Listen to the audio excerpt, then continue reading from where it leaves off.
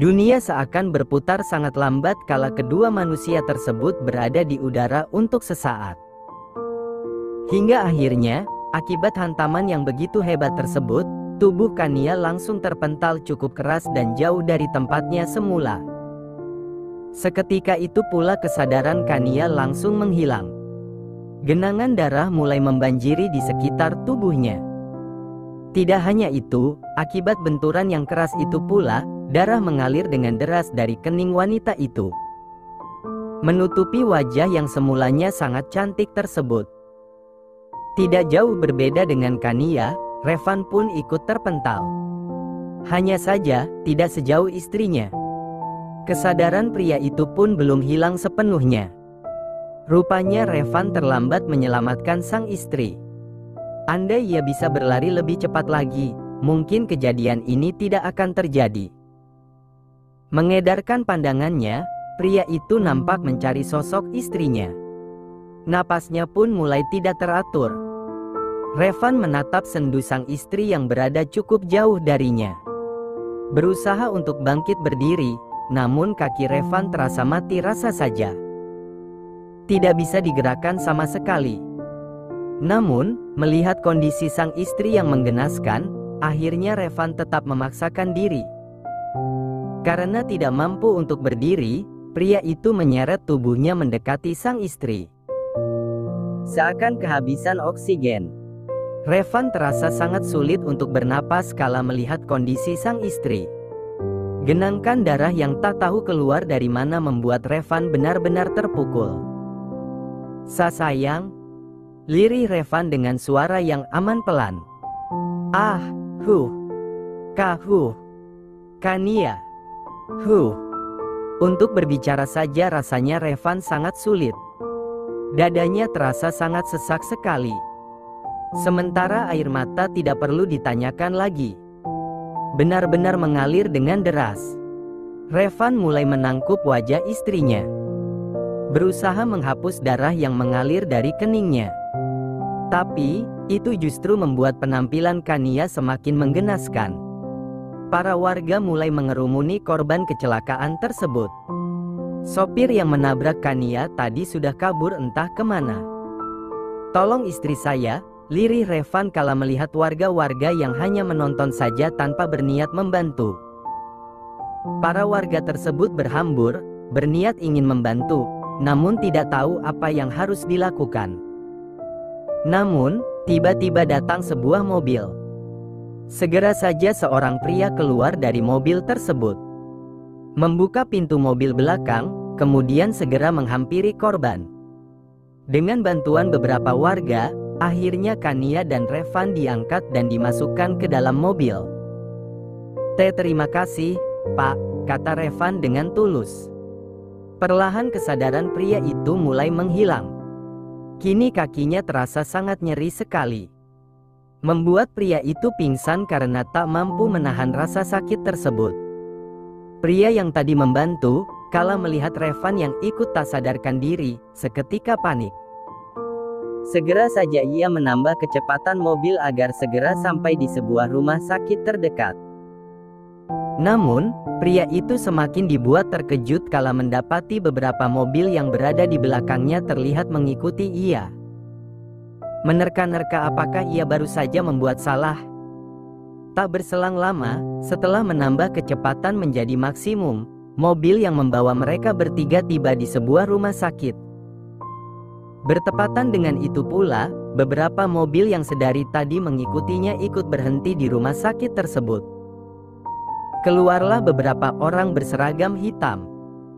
Kemudian tak lama kemudian diikuti dengan keluarganya beberapa pria dan wanita yang terlihat amat panik. Melihat orang-orang tersebut menghampiri dirinya, tentu saja ia panik. Keluarkan segera putri, putra dan menantuku, perintah Kiara dan Luna secara bersamaan. Sementara Angga dan Wijaya sibuk memanggil dokter untuk membawa dua berangkar secepatnya. Pria yang bernama Dimas itu langsung membuka pintu mobilnya kala mendengar ucapan kedua wanita parubaya itu. Tak berselang lama Wijaya dan Angga kembali dengan membawa beberapa perawat yang sibuk mendorong dua brangkar. "Minggir!" ucap Wijaya dan Angga hampir bersamaan. Mereka berdua lalu mengeluarkan Kania dan Revan dari dalam mobil, kemudian meletakkan mereka di atas brangkar. "Kania, Mama yakin kamu kuat sayang. Maafin Bunda yang lalai menjaga kamu sayang." Terlihat sekali jika keempat parubaya itu terlihat amat panik. Air mata terus mengalir dengan deras dari pelupuk mata mereka. Bahkan, Wijaya dan Angga yang merupakan seorang pria pun ikut menangis kala melihat kondisi Kania yang begitu mengenaskan.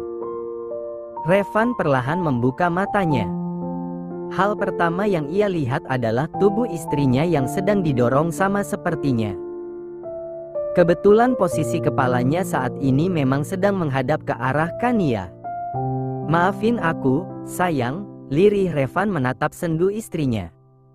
Andai ia saja yang berada di posisi tersebut. Ia benar-benar merasa bersalah karena terlambat menyelamatkan istrinya tadi. Revan kembali memejamkan matanya. Samar-samar ia mendengar ayah mertuanya yang berdesis. Revan dan Kania lalu dimasukkan ke dalam ruangan yang sama. Untunglah ada dua dokter saat itu yang sedang bertugas. Jadi, mereka tidak perlu mengecek kondisi Kania dan Revan secara bergantian. Saat ini Revan masih sadar. Terkadang ia meringis kala dokter tersebut dengan sengaja menekan pelan kakinya. "Suster, pasien harus segera kita bawa ke ruang darurat." Ternyata pasien mengalami keguguran. Para perawat yang sedang membersihkan darah yang melekat pada tubuh Kania langsung panik seketika. Mereka mengangguk, kemudian dengan cepat mendorong kembali dan memasukkan Kania ke dalam ruangan darurat, di mana di sana alat-alatnya lebih lengkap. Kata terakhir yang dilontarkan dokter tadi langsung membuat tubuh Revan membeku. Seketika dunianya terasa runtuh. Bibirnya terasa amat keluh. Hatinya bagai disayat oleh sembilu. Buah hati yang sejak dulu amat ia tunggu-tunggu kehadirannya kini telah tiada. Belum sempat lagi ia melihat wajah bidadari kecilnya itu, namun ternyata sosok kecil itu malah memilih pergi, meninggalkan orang-orang yang sudah menanti kehadirannya di dunia ini. Berkali-kali Revan menggelengkan kepalanya. Yakin betul jika tadi ia salah dengar. Dengan sekuat tenaga pria itu bangkit berdiri. "Pak, kondisi kaki Anda sedang tidak baik-baik saja." "Jangan dipaksakan," tegur dokter yang memiliki nama Revo tersebut. Revan menepis kasar tangan dokter yang berusaha menahannya. Ia bahkan tak peduli lagi dengan kondisi kakinya. Yang ada di pikirannya kali ini hanya istri dan buah hatinya saja. Dengan bersusah payah Revan menyeret tubuhnya sembari bertengkar pada dinding rumah sakit. Kedua orang tua dan kedua mertuanya langsung menatap ke arah Revan. "Astaga, Revan, kamu kenapa maksa jalan?" seru Luna yang terlihat sangat panik melihat putranya yang memaksakan diri untuk berjalan, padahal kondisi pria itu tidak baik-baik saja. Ia takutnya Revan justru mengalami patah kaki secara permanen. Revan tidak menjawab, hingga tiba-tiba ia merasakan ada yang menyentuhnya. Berbalik, ternyata itu adalah Dokter Revo yang tengah mendorong kursi roda. Sepertinya untuk dirinya. "Duduklah jika Bapak memaksa ingin melihat kondisi istri Bapak," kata Dokter Revo dengan lembut. Revan mengangguk. Pria itu lalu mendaratkan bokongnya di atas kursi roda tersebut, mendorongnya untuk lebih dekat dengan orang tua dan mertuanya sembari pandangannya tidak lepas dari pintu di mana istrinya berada di dalam sana. "Revan salah dengar, kan tadi?" tanya Revan tanpa menatap orang tua dan mertuanya. Tidak ada dari antara mereka yang berani menjawab. Semuanya seakan bungkam. Paham betul dengan maksud pertanyaan yang dilontarkan Revan. "Anak Revan masih hidup, kan? Tadi pasti dokter bercanda aja, kan?" Revan terkekeh. Pria itu lalu mendongak, menatap satu persatu keluarganya. "Bercanda kalian keterlaluan, bego." Revan yang tak mendapat sahutan dari keluarganya langsung saja berteriak. Bahkan, pria itu tanpa ragu menyebut kata kasar di depan keempat parubaya tersebut. Revan menggeleng kepalanya berkali-kali. Anak Revan gak mungkin pergi gitu aja ninggalin mama dan papanya. Anak Revan itu kuat. Gak mungkin dia pergi. Revan menangis terseduh-seduh. Berkali-kali pria itu menepuk dan menekan dadanya yang terasa amat sesak. Baru saja ia merasa bahagia bersama Kania. Kini kenapa kebahagiaan itu cepat sekali berlalu dan malah tergantikan dengan kesesakan yang teramat. "Ma, Pa, Bun, Yah." Revan menatap satu persatu keluarganya itu dengan wajah yang dipenuhi air mata. Revan udah lama menunggu kehadiran malaikat kecil itu. Revan udah lama menginginkannya. Ucapan yang baru saja dilontarkan Revan begitu menyayat hati keempat parubaya tersebut. Terlihat dengan jelas jika pria itu amat terluka. Setiap isakan kecil Revan begitu menyesakkan. Sampai-sampai mereka berempat kompak mendongak, berusaha untuk menahan cairan hangat yang sudah siap mengalir. Namun, Luna lebih dulu kalah. Wanita itu ikut menangis sembari membekap mulutnya. Ia begitu menyayangi Kania dan tentu saja ikut terpukul. Tapi, kini putranya lah yang jauh lebih terluka. Apalagi cucu yang sudah ia nanti-nantikan harus pergi. Astaga, ya Tuhan, kenapa berita buruk ini harus datang bertubi-tubi? Revan. Baru saja Luna angkat bicara, pintu lebih dulu terbuka, menampilkan Dokter Bram yang wajahnya terlihat sangat panik. "Permisi semuanya. Kondisi pasien sedang memburuk sekarang ini. Pasien mengalami pendarahan yang begitu hebat. Kami membutuhkan 2 kantong darah golongan AB secepatnya. Tapi sayangnya, rumah sakit ini sudah sejak lama kehabisan stok darah tersebut. Jadi, saya minta dengan hormat untuk salah satu keluarga yang memiliki golongan darah yang sama untuk mendonorkan secepatnya. Jika terlambat, kami tidak menjamin kondisi pasien." Kini pandangan Revan, Wijaya, dan Luna langsung mengarah pada Angga dan Kiara. Tentu saja tatapan mereka itu menanyakan siapa di antara kedua orang tua Kania yang memiliki golongan darah yang sama. "Buruan, Bun, Yah. Segera donorkan darah kalian. Aku tak mau terjadi sesuatu pada istriku," pinta Revan dengan wajah memohon. Angga dan Kiara tetap diam. Bukannya tidak mau, tapi golongan darah Angga adalah B, sama seperti almarhum ibunya. Sementara golongan darah Kiara adalah O. "Bun, Yah." Revan kembali mendesak kedua mertuanya tersebut. "Cepat. Siapa di antara kalian yang memiliki golongan darah yang sama?" "Golongan darah Bunda O," sahut Kiara dengan pelan. Kini tatapan Revan dan orang tuanya langsung mengarah pada Angga. Mereka yakin jika pria itulah yang memiliki golongan darah yang sama. Golongan darah ayah B. Revan dan kedua orang tuanya langsung terkesiap. Bagaimana mungkin ada seorang anak yang memiliki golongan darah yang berbeda dengan salah satu orang tuanya? "Apa-apaan maksud kalian? Bukankah Kania adalah putri kalian?" Luna yang sedari tadi diam langsung angkat bicara. "Buk, Keanu." Belum sempat Kiara menjawab pertanyaan Luna, Angga lebih dulu berseru menyebut nama Keanu. Membuat Revan terdiam, sempat terkejut sedikit.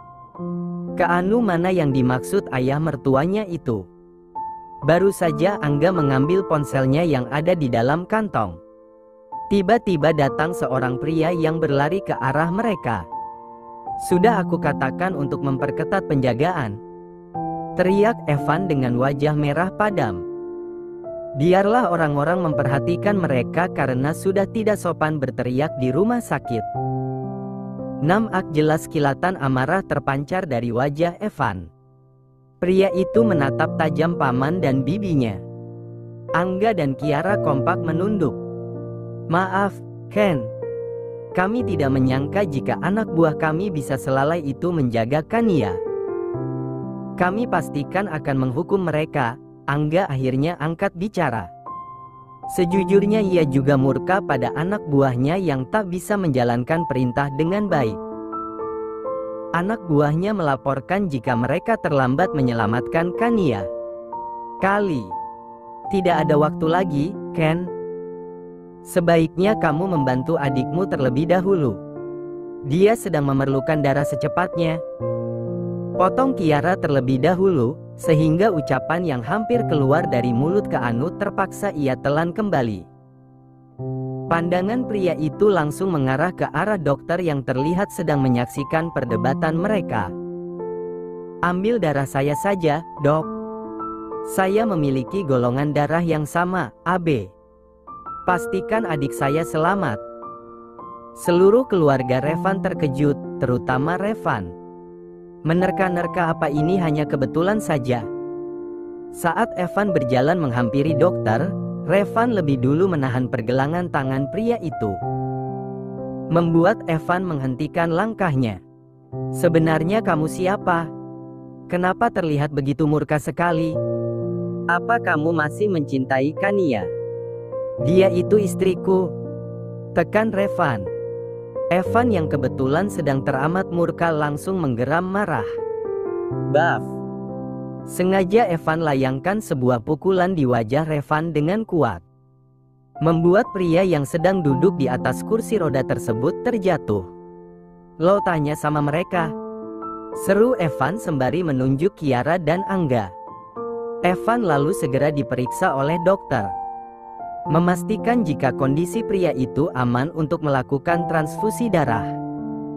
Setelah dilakukan beberapa pengecekan, akhirnya Evan disetujui untuk mendonorkan darahnya. Hanya saja, dokter sudah mengatakan jika kali ini mereka akan mengambil darah yang cukup banyak, dan Evan sama sekali tidak mempermasalahkannya. Selama proses transfusi darah, tak henti-hentinya Evan berdoa, berharap adik kecil bisa selamat. Dirinya benar-benar tak sanggup jika harus kehilangan satu-satunya keluarga yang ia miliki. Jika sampai itu terjadi, maka ia pastikan akan menarik kata-katanya dan membalaskan dendam pada seluruh keluarga Addison.